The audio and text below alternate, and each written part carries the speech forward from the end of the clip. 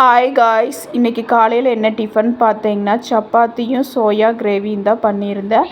பாப்பா தான் இது ரெண்டும் பண்ணி கொடுமான்னு கேட்டிருந்தா.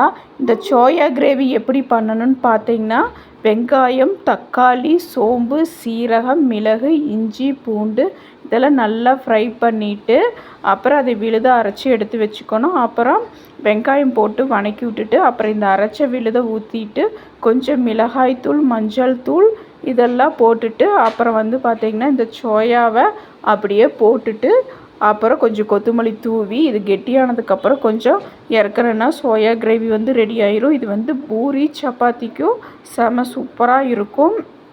அதுக்கப்புறம் பார்த்திங்கன்னா நாங்கள் மதியானம் லஞ்சுக்கு வெண்டைக்காய் ஃப்ரை தான் பண்ணியிருந்தேன். வெண்டைக்காய் ஃப்ரெஷ்ஷாக இருந்தங்காட்டி ரொம்ப வலுவலுன்ட்டு இருந்தது. அப்புறம் உப்பு போட்டு கொஞ்சம் மஞ்சத்தூள் போட்டு அதை நல்லா ஃப்ரை பண்ணி எடுத்துகிட்டு அதை ஒரு ஃப்ரை மாதிரி பண்ணிவிட்டேன். அப்புறம் இன்றைக்கி லெமன் ரைஸ் தான் பண்ணியிருந்தேன். அப்புறம் பாப்பா ஸ்கூலுக்கும் லெமன் ரைஸும் இந்த ஃப்ரையும் கொண்டு போயிட்டா. ஓகே காய்ஸ், இந்த வீடியோ பிடிச்சிருந்ததுன்னா லைக், ஷேர், சப்ஸ்கிரைப், ஃபாலோ.